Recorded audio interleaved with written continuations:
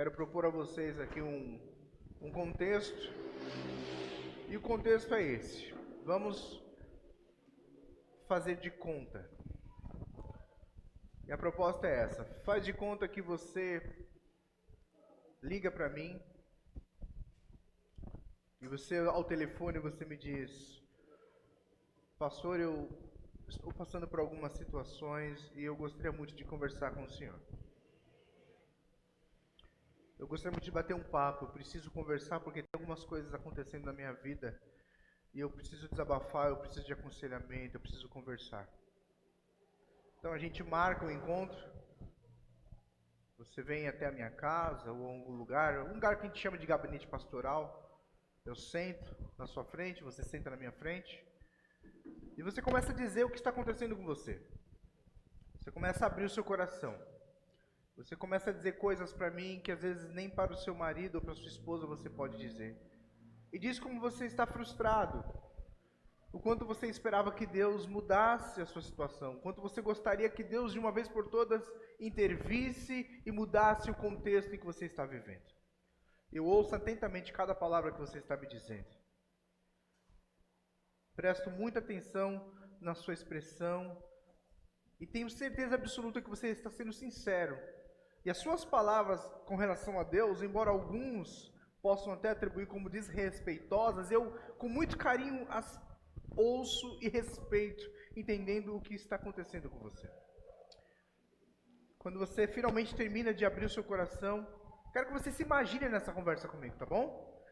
Quando você encerra a sua fala e você diz para mim: pastor, me fala sobre Deus. Por que Deus não intervém? Por que Deus não faz? O que eu estou fazendo de errado? O que eu tenho que fazer de certo? E aí eu espero com muito carinho até que você realmente tenha encerrado a sua fala e diga: olha, eu tenho algo a lhe dizer. Vamos falar sobre Deus. Vamos bater um papo sobre Deus. Esse é o tema da nossa mensagem hoje. Vamos falar sobre Deus. E aí eu convido você comigo aí até Lucas, capítulo de número 7.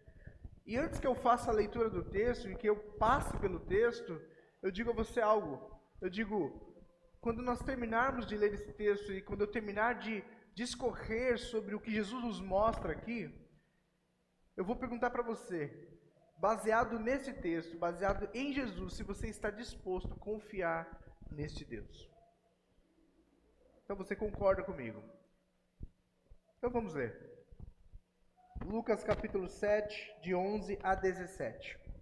Eu peço que você acompanhe, querido. Marque na sua Bíblia. Nós vamos ficar o tempo todo nesse texto. Diz assim: logo depois, Jesus foi a uma cidade chamada Naim. E com ele iam seus discípulos e uma grande multidão. Ao se aproximar da porta da cidade ao se aproximar da porta da cidade, estava saindo o enterro do filho único de uma viúva, e uma grande multidão da cidade estava com ela. E ao vê-la, o Senhor se compadeceu dela e disse: não chore. Depois, aproximou-se e tocou no caixão, e os que carregavam pararam. Jesus disse: jovem, eu lhe digo, levante-se. O jovem sentou-se e começou a conversar. E Jesus entregou-o à sua mãe. Verso 16. Todos ficaram cheios de temor e louvavam a Deus. Um grande profeta se levantou entre nós, diziam eles. Deus interveio em favor do seu povo. Estas notícias sobre Jesus espalharam-se por toda a Judéia e regiões circunvizinhas. Bom, eu leio o texto, você olha para mim, esperando que eu te responda as suas perguntas, e eu digo: vamos orar. Vamos orar comigo? Pai, obrigado pela sua palavra, obrigado pelo texto, pela porção da sua palavra. O meu desejo, Senhor, é que os meus irmãos que estão aqui diante de mim, Senhor, possam encontrar nesse bate-papo sobre Deus, possam encontrar nessa conversa, Senhor, consolo para as tuas almas. Que eles possam encontrar nesse texto alguma confrontação às suas angústias, mas que no final de tudo isso sejam consolados por Ti, Senhor. Em nome de Jesus. Amém. Bom, o contexto eu já coloquei diante de vocês. Já li o texto. O que eu quero dizer para vocês é o seguinte, que é muito provável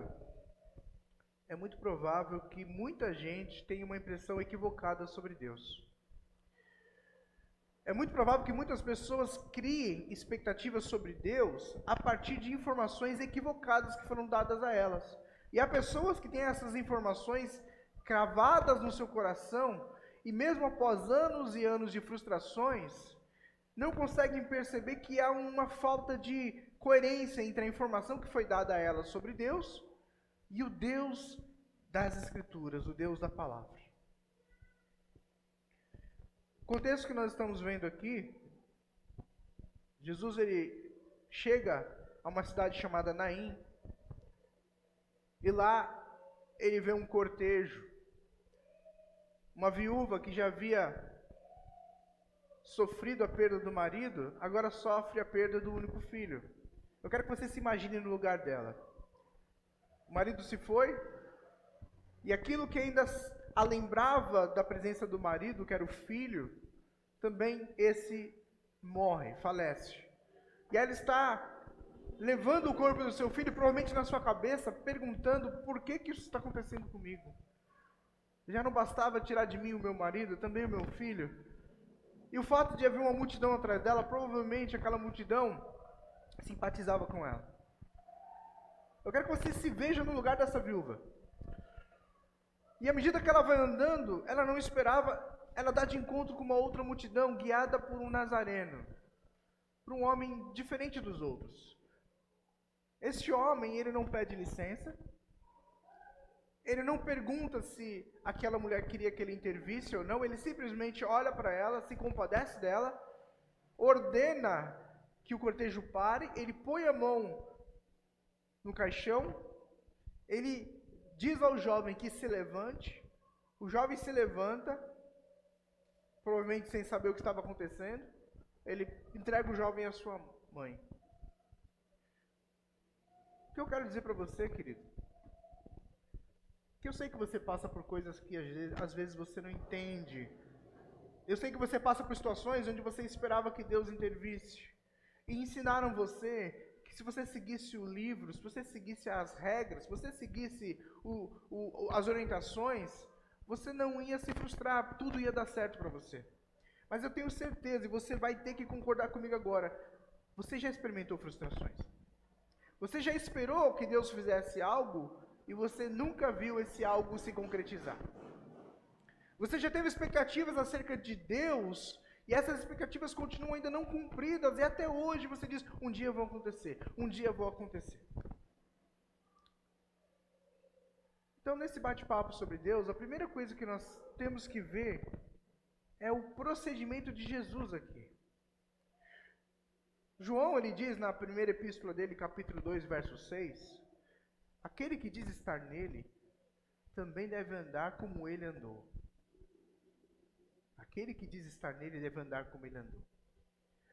A gente tem que olhar para Jesus, o seu proceder, e deixar que Jesus nos ensine, que Jesus nos mostre o Pai. Lembra quando Filipe, lá no Evangelho de João, diz para Jesus, Jesus, nós sabemos que o Senhor tem que ir para a cruz, isso o Senhor já deixou claro para nós. Mas uma coisa faça para nós, mostra-nos o Pai. E Jesus diz, Filipe, até agora eu tenho estado com você todo esse tempo e você ainda não me reconhece, não sabe quem eu sou? Nós encontramos em Jesus, queridos, o Pai. Nós encontramos o Pai em Jesus. Então, se nós vamos falar sobre Deus, é Jesus que vai nos dizer como que Deus é. Nós vamos ver em Jesus aspectos de Deus. Então, você está preparado? E no final eu vou perguntar para você, você está disposto a confiar nesse Deus? Você está disposto a dizer, Deus, seja feita a sua vontade? Você ainda está disposto a dizer, Deus, eu continuo, mesmo depois de ouvir isso, a entregar minha vida a Ti? Não responda, caminhe comigo um pouquinho. Primeira coisa que nós vamos levar em consideração aqui é o seguinte, é o fato de Jesus, sem que ninguém tivesse pedido coisa alguma, ele ter interrompido o cortejo e ter ressuscitado o filho daquela mulher. Isso não te parece estranho? Eu pergunto para você, qual foi a atitude daquela mulher? O que aquela mulher fez que motivou Jesus a ressuscitar o seu filho? Você acha que aquela mulher estava orando? Será que os discípulos haviam ido até Jesus e dito: Jesus, ouvimos de um cortejo, de um funeral que está acontecendo aqui perto, nós devemos ir até lá? O texto não nos diz isso, então nós não podemos nem afirmar isso. Mas existe a primeira característica de Deus que nós devemos pensar agora é a seguinte: que Deus é livre para fazer o que Ele quiser, quando Ele quiser, a hora que Ele quiser. Você sabe o que a religião muitas vezes faz? Ela nos apresenta, Rafa, um manual de como que a gente consegue fazer com que Deus faça o que a gente quer. E não é isso que muitas vezes nós vemos? Muitas vezes nós nos pegamos, se não formos muito atentos, nos pegamos fazendo coisas legítimas, coisas saudáveis, coisas que Deus inclusive nos diz, nos orienta a fazer, mas a motivação completamente comprometida. Nós nos encontramos buscando maneiras de como fazer que Deus faça o que a gente quer. Você sabe quando é que você percebe isso? Perguntas como: poxa, mas eu dou o dízimo. Pô, mas eu sou fiel. Deus, eu vou à igreja, eu não falto. Tem gente na igreja que tem gente que falta, eu não falto. Eu vou em todas as vigílias, eu oro de madrugada, eu leio a Bíblia, eu sou generoso. Por que isso está acontecendo comigo? Quando nós fazemos essas perguntas, acredite, nós estamos denunciando que de alguma maneira nós acreditamos que essas práticas, elas deveriam produzir em Deus o sentimento de conceder tudo aquilo que nós pedimos a Ele. Então você está sentado aqui nesse gabinete, e eu olho para você e digo assim: meu irmão, eu sei o que você está experimentando é duro, mas se você quer saber, a primeira coisa que eu tenho que dizer para você sobre Deus é que Deus é Deus. Deus não é homem. Deus não é rei. Deus não é presidente. Deus é Deus, e como Deus, Ele tem todo o senhorio, todo o poder. Ele é livre para fazer o que Ele quiser. Ele é livre para curar quando Ele quer curar. Ele é livre para não curar. Ele é livre para fazer o que lhe der no coração. Então a primeira coisa que eu pergunto para você que quer se relacionar com Deus: quem é que quer se relacionar com Deus? Vocês querem se relacionar com Deus? Vocês querem de fato conhecer a Deus? Então eu primeiro tenho que dizer para você que nesse relacionamento com Deus não existe garantias que Deus vai fazer o que você quer. Você consegue viver com isso? Você consegue conviver com a ideia de que Deus é livre para ser Deus na sua vida e deixar que Deus seja Deus na sua vida, e que não há nada que você possa fazer que obrigue Deus a fazer o que Ele quer? Em outras palavras, não existe botão mágico. Não existe um botão que você aperta e Deus está lá nos céus e Ele, opa, apertaram o botão lá na casa do Leandro. Não, Deus, o senhor está ocupado. Não, o Leandro apertou o botão lá. E esse botão pode ser o que você quiser: a oração, a Bíblia, a fé, a campanha, seja o que você quiser chamar. Queridos, Jesus, Ele faz coisas que ninguém entende. Olha só, uma mulher com fluxo de sangue. Uma mulher que estava no lugar errado, na hora certa.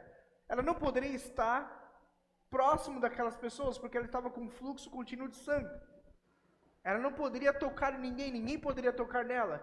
Ela vê a multidão, ela vê Jesus, ela consegue se esgueirar por entre a multidão e toca nas vestes de Jesus. Jesus diz: de mim fluiu virtude. O que acontece com aquela mulher? Ela é curada. Só que aquela mulher não podia estar onde ela estava. Ela conhecia a lei. E Jesus diz: alguém me tocou, e de mim fluiu virtude. Jesus expõe aquela mulher. Se fosse eu do lado de Jesus, diz: Jesus, essa mulher não poderia estar aqui conosco. Essa mulher corre risco de ser apedrejada. Ela não poderia ter tocado no Senhor estando com fluxo de sangue. Jesus fala: não, quem foi que me tocou? Não foi você, não foi você, não foi você. Foi ela que me tocou. Jesus a expõe. Em contrapartida, quando Jesus ressuscita a filha de um homem, Ele diz: não conte para ninguém. Não é incoerente? Jesus, o Senhor está trocando aqui. Quando o Senhor ressuscitar a filha de um homem importante, o Senhor diz: deixa o pessoal ficar sabendo, é importante, é bom para a gente. Mas essa mulher com fluxo de sangue, o Senhor não fala para ninguém. Outro exemplo, Jesus vai até o tanque de Betesda, e lá chega Jesus, tem um monte de gente com várias necessidades, com muitas necessidades especiais. Ele encontra um homem que há 38 anos estava na sua cama, não podia se levantar. Se fosse eu ou se fosse você, a gente saía fazendo o arrastão do Jesus, o arrastão de milagre. Eu diria, Rafael, você pega da direita, Maurício, pega da esquerda, eu vou pelo meio, vamos curar todo mundo. Quinho, fica lá atrás, não deixa ninguém fugir, vamos curar todo mundo. Jesus entra como quem vai se esquivando e cura um. Aí eu pergunto para você, faz sentido para você? Faz sentido para você? Seja honesto, não faz. Jesus, querido, é Deus. E como tal, Ele é livre. Ele é um Deus misterioso. Jesus é um Deus que nós não conseguimos compreender, nós não conseguimos esquadrinhá-lo, mas Ele esquadrinha muito bem o nosso coração, Ele sabe o que se passa conosco. Por isso, toda vez que você se colocar diante de Deus em oração, toda vez que você criar no seu coração expectativa, e eu considero e peço que você o faça, que Deus intervenha na sua vida, eu não vou desencorajá-lo a fazer isso, mas eu encorajo você a manter em mente uma coisa muito importante. Quando tu te aproximares do teu Deus, lembre-se que Ele não é homem, Ele é Deus, deixa Ele ser Deus na sua vida. Deixa Ele ser Senhor.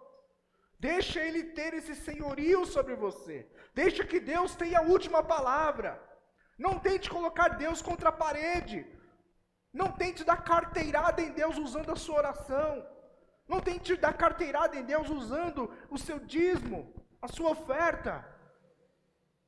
Tal pessoa que faz isso não conhece, nunca conheceu a Deus, porque Deus é livre. Você lembra da história de Moisés? Moisés, quando tem o encontro com a sarça ardente, Silvia.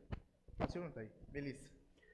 Quando Moisés tem o encontro com a sarça ardente, e ele vê que Deus está lá, e Deus bate um papo com ele, deve ter sido um bate-papo muito estranho falar com a sarça ardente, com a sarça pegando fogo. E Deus diz para ele, você vai lá no Egito e você vai libertar o meu povo. Eu vou libertar o meu povo através de você. Moisés, antes de ir, ele pergunta a Deus, mas quando eu chegar lá e disser, quem foi que me mandou? Eu preciso chegar com um nome, porque o Egito era uma nação politeísta, havia muitos e muitos deuses para eles. Se eu chegasse lá e dissesse, Deus me mandou vir aqui, eles iam perguntar, qual Deus? Qual dos deuses que você está falando? E aí Moisés pergunta para Deus, Deus, quando eu disser a eles, e eles me perguntarem, quem te mandou? E Deus diz, diga a eles que eu sou o que sou. Deus não se permite sequer dizer o nome dele. Deus não permite sequer se identificar. Ele diz, diga a ele que eu sou o que sou. Eu sou o que sou. Aí eu vou fazer a primeira pergunta para você. No seu relacionamento com Deus, você ama Deus? Tem buscado amar a Deus? Tem buscado se relacionar com Deus? E você, quando se aproxima de Deus em oração ou na sua mente, você tem deixado que Deus seja Deus da sua vida? Você está disposto a deixar que Deus seja Deus, mesmo que aquilo que você tem pedido, tem clamado, tem esperado há muito tempo não aconteça? Ou você vai dizer, já se Deus não fizer, não o servirei?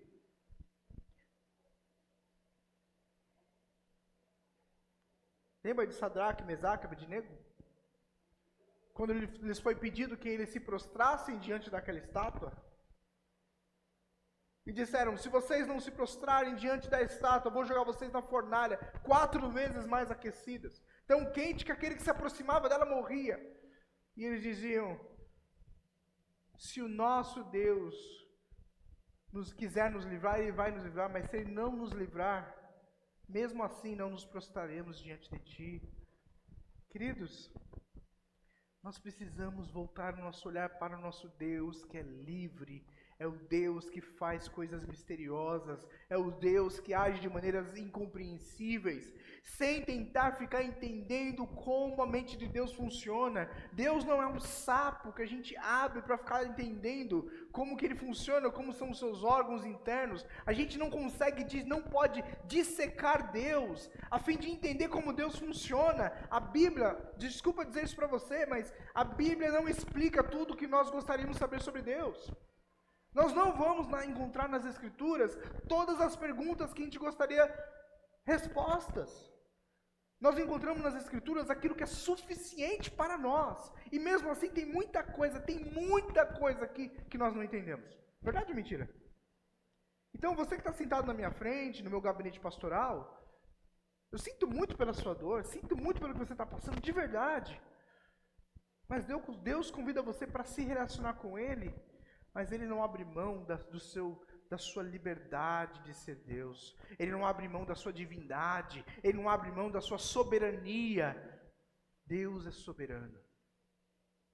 Essa é a primeira coisa. Segunda coisa, quando Jesus vê aquele cortejo, ele vê aquela mulher levando o filho que morreu. Imagina, mais uma vez, vamos tentar imaginar o que aquela mulher estava sentindo. Ela sabia que quando ela sepultasse o filho e voltasse para casa, ela ia ver as coisas do filho em casa. Ia chegar e encontrar a calça do moleque no cesto de roupa suja. Ela ia olhar para aquela calça e ia dizer, eu lavo ou não lavo?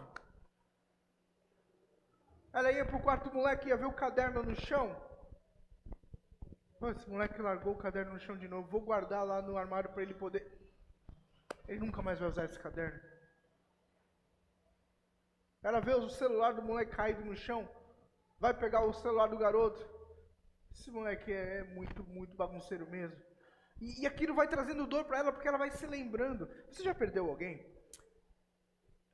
E quando você perde alguém que é muito próximo, que está muito acostumado com você, a se relacionar com você, uma coisa que é muito comum, se você já passou por isso, é que a sua mente, ela te engana.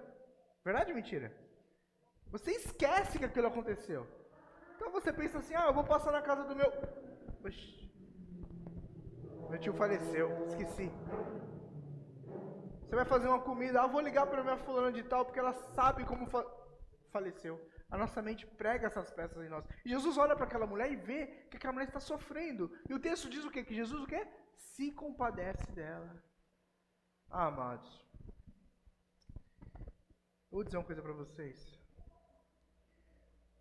Quando Deus ouve as nossas orações, e por isso eu digo, quando nós temos aquela certeza de que nós oramos, apresentamos a Deus e coisas aconteceram, e fala, poxa, isso é resposta de oração, eu creio.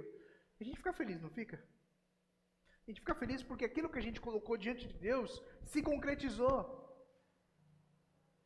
Mas você sabe uma coisa que é mais excelente do que a concretização e a realização das nossas orações? É ter a certeza que não importa, quer Deus faça ou não, Ele se importa com você. Cara, isso é impressionante. É como você chegar para um amigo, obviamente numa escala muito diferente, e você chega para o seu amigo e fala, meu amigo, eu estou passando por essa necessidade, tal, será que você pode me suprir nessa necessidade? Você pode me ajudar com isso? Seja o que for.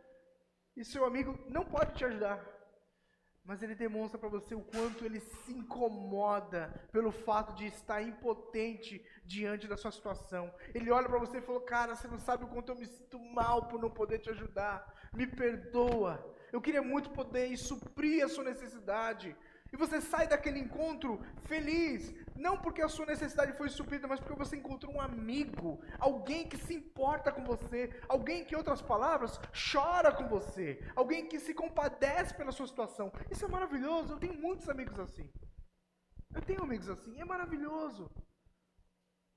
Agora Deus, imagina só, aquele que criou todas as estrelas, aquele que deu nome a elas e sabe a quantidade exata de estrelas que existe, aquele que conta as areias do mar, aquele que mede as águas nas tuas mãos, aquele que diz para as águas, até aqui vocês vão, daqui vocês não passam, aquele que divide, aquele que cria todas as coisas, aquele que disse haja luz e o sol veio à existência. Se você colocasse no seu quarto de joelhos e você dizer, Senhor, eu estou em dor, estou sofrendo, não estou sabendo lidar com essa situação, Deus conhece e se compadece. Ele se importa com você. Deixa eu dizer uma coisa para você. É óbvio que você quer que a sua situação seja sanada. É óbvio que você quer que o seu problema seja resolvido. É óbvio que você quer que isso que está te atormentando seja curado, seja sarado, seja resolvido, seja lá o que for, não importa a ordem. Mas deixa eu dizer uma coisa para você. Deus se importa com você.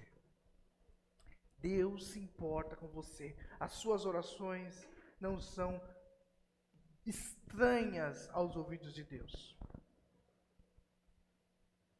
E aí eu volto ao primeiro ponto. Por que ele não fez? Eu não sei. Eu não vou acusar você de não ser dizimista. Eu não vou acusar você de não ser uma pessoa que ora. Eu não vou acusar você de ser uma pessoa que falta no culto. Eu jamais faria isso. Porque aquele que sofre, a última coisa que ele precisa é de mais culpa. Não é verdade? Certa vez, eu presenciei uma cena de uma pessoa que estava falecendo na sua cama com câncer. Um câncer muito agressivo, irmãos, que estava causando dores em todo o corpo.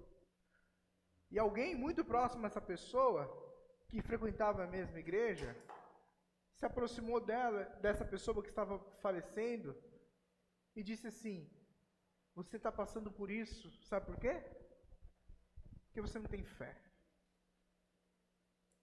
Você não tem fé. Se você tivesse fé, você não estaria passando por isso.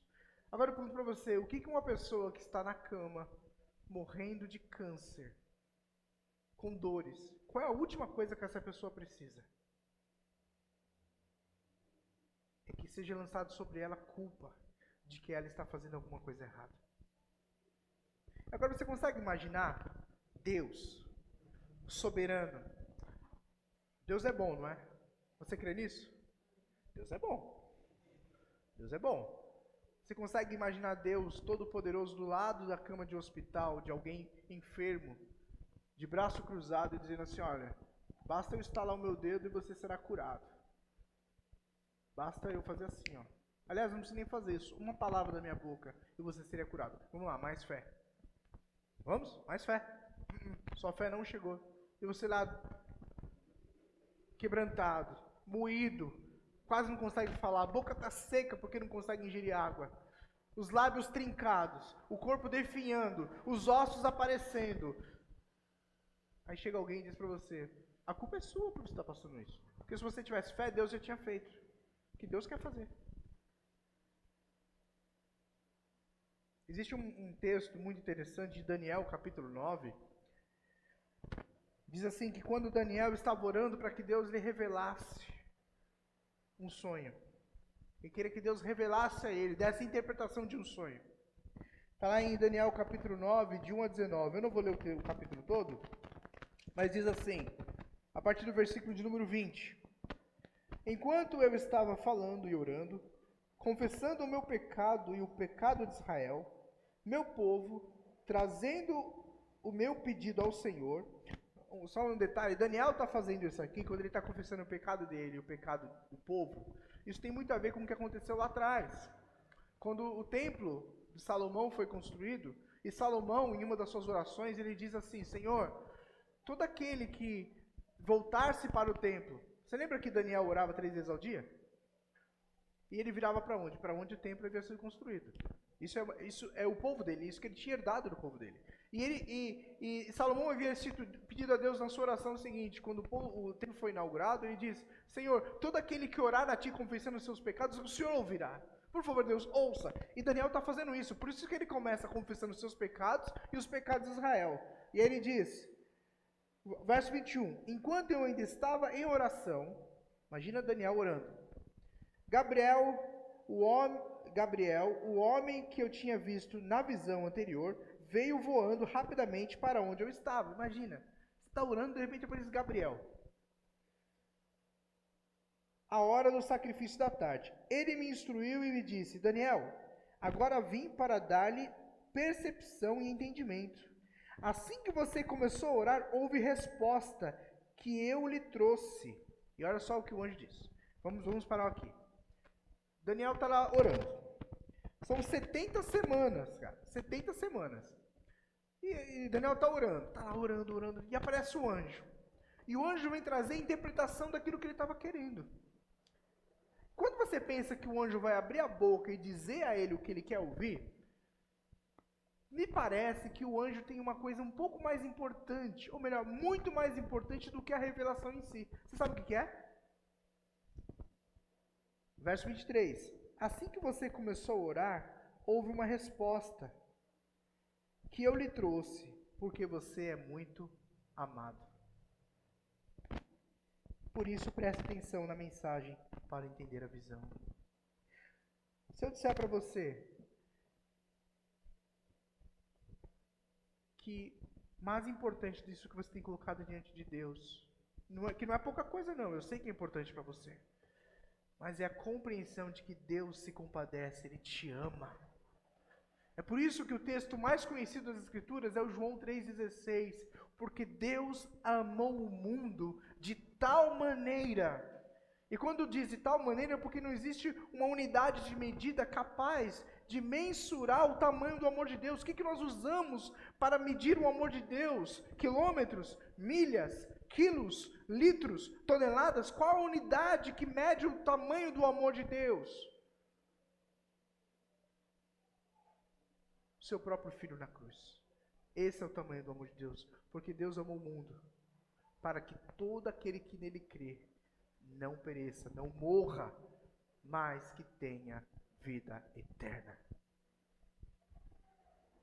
Amados, você que tem filhos, você já teve que lidar com a situação de seu filho pedir algo a você e você não poder dar a ele? Você sofreu um pouco por dentro, eu queria tanto poder dar isso para o meu filho. Aí seu filho olha para você e você diz assim, meu filho, eu não posso te dar, mas eu queria que você soubesse, papai queria tanto que você tivesse isso. Porque nós somos seres humanos, finitos, limitados, não é como Deus, Deus pode qualquer coisa. Mas se existe uma coisa em nós, essa graça comum, essa coisa, esse amor que é em nós, que tem origem no próprio Deus, é nós olharmos para os nossos filhos e gostaríamos de realizar todos os sonhos deles. Não podemos, mas nós temos um amor que vem de Deus, nós os amamos. Então eu tenho que dizer para você, sim, eu sei que está doendo aí onde você está. Sim, eu sei que você está frustrado. Sim, eu sei que você já pediu a Deus e já percorreu milhas. E sei que muitas pessoas tentaram levar você por caminhos de regras, de sacrifícios e dogmas para tentar fazer com que Deus mova a mão. Mas deixa eu dizer uma coisa para você.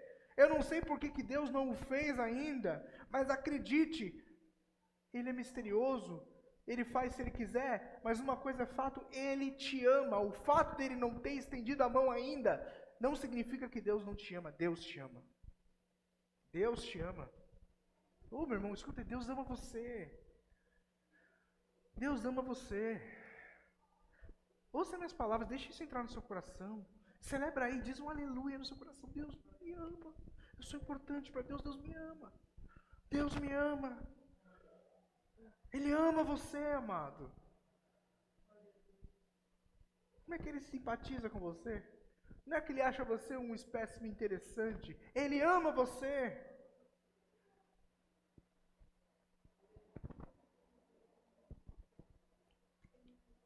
Então você continua sentado na minha mesa. Na minha mesa não. Se você sentar na minha mesa, eu tiro. Você está sentado na minha frente. Eu digo para você que Deus é soberano, Ele faz o que Ele quer quando Ele quer. Eu digo a você que apesar de você ainda não ter visto aquilo que você espera em Deus acontecer, saiba que Ele te ama. E terceiro, é que de uma forma muito especial, tudo que Jesus faz, Ele faz para a glória de Deus. O compromisso de Deus, de Jesus, é com Deus. Eu vou dizer uma coisa agora, e antes que você me julgue, eu quero que você pense, respire, tá bom? Eu vou dizer uma frase, pá, vai dar aquele pânico no seu coração. Aí depois eu vou explicar. Tá bom? Tá certo? Eu sei que você aprendeu que Deus criou o universo, o cosmos, e tudo que nele há, os astros e estrelas, os planetas. E no centro de tudo isso ele colocou o homem e disse: o homem é o centro do universo. Você aprendeu isso? Se você acha que não, eu vou te mostrar que você aprendeu isso. Tem que respirar antes de falar. Tranca a porta, Maurício, para ninguém sair. Eu sei que você aprendeu que Jesus morreu por você. Jesus não morreu por você. Jesus não morreu por você. Jesus morreu em obediência ao Pai. Jesus morreu para desfazer as obras do inferno, do pecado. Significa que Jesus não te ama e que nós não somos abençoados pela morte de Jesus na cruz? Não é nada disso. Quando eu digo que Jesus não morreu por você, eu estou dizendo que você não está no centro de todas as coisas, que Deus olhou para você e falou: está aqui, ó, esse aqui é o centro de todas as coisas, tudo gira em torno de você, tudo gira em torno de mim, tudo gira em torno de nós. A Bíblia nos ensina que Deus perfeito criou o homem, que o homem se desviou. E por causa do desvio do homem, Deus envia o seu Filho ao mundo. Deus envia, porque Jesus vai à cruz em obediência ao Pai. E Jesus é enviado ao mundo para desfazer aquilo que Adão fez. Por isso que o apóstolo Paulo chama Jesus de o segundo Adão. Deus nos ama, sim, mas a obediência de Jesus, a morte de Jesus está ligada à obediência ao Pai.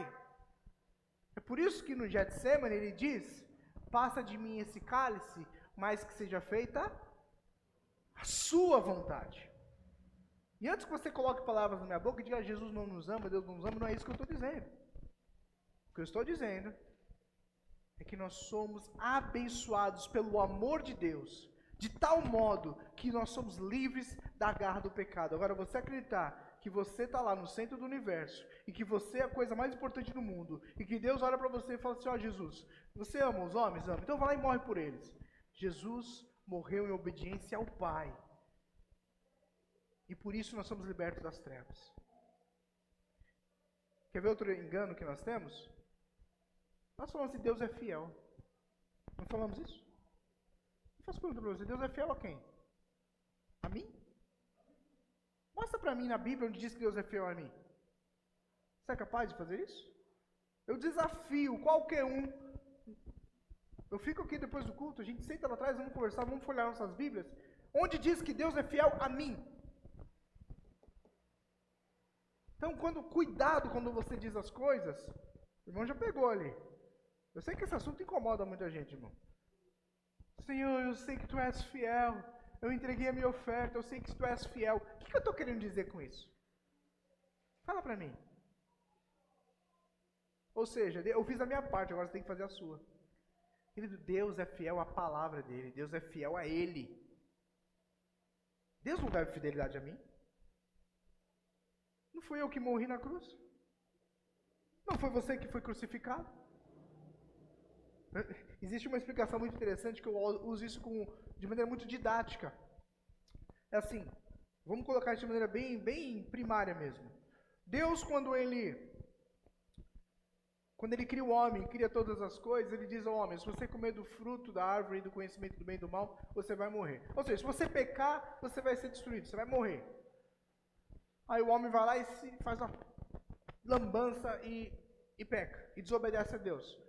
Onde há pecado tem que haver morte. Aí Deus fica diante de algumas situações. Bom, se eu destruir o homem, por causa do pecado dele, eu estou levantando a mão contra a minha própria criação, contra aquele que eu soprei do pó e dei vida. Se eu olho para o lado e faço de conta que eu não vi, eu estou sendo conivente com o erro. Eu não posso fazer de conta que não vi. Então Deus fala assim: eu não quero que o homem morra e nem quero fazer de conta que o homem não fez nada. O que Deus faz? Ele entrega a si mesmo para que ele morra no nosso lugar. Esse é o tamanho do amor de Deus.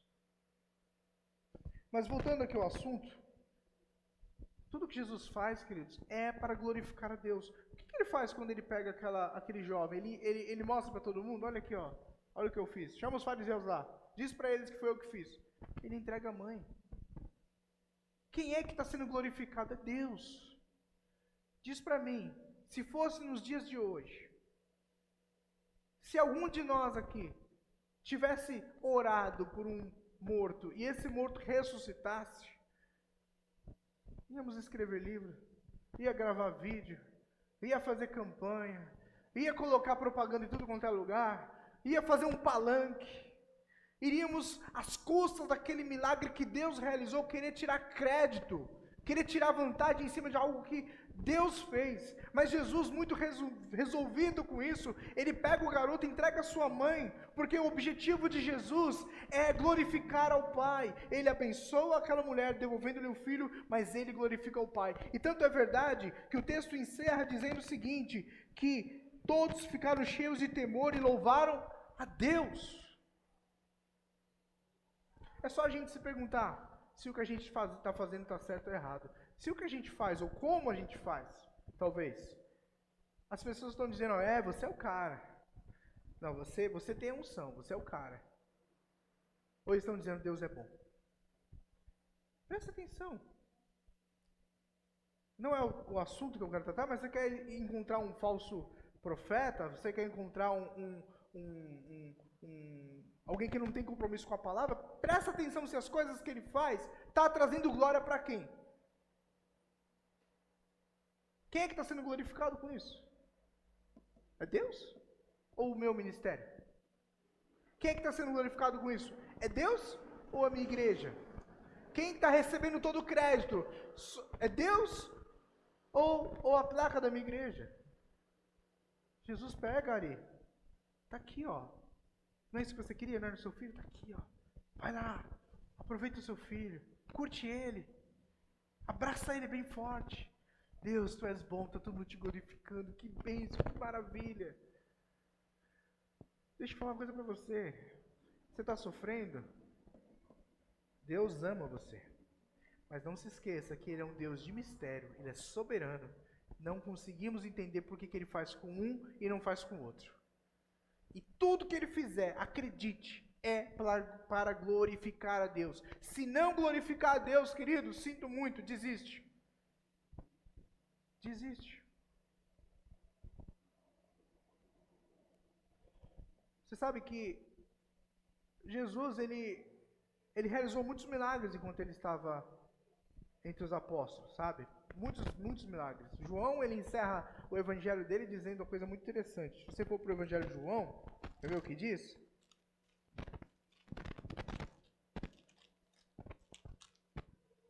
Olha só, João, capítulo 21, verso de número 25, diz assim, Jesus fez também muitas outras coisas. Se cada uma delas fosse escrita, penso que nem mesmo no mundo inteiro haveria espaço suficiente para os livros que seriam escritos. Jesus fez muita coisa. Mas Jesus não curou todos. Jesus curou muita gente, mas ele não curou todos. Você sabe por quê? Porque Jesus, quando ele realizava um milagre, ele estava se identificando com o Messias.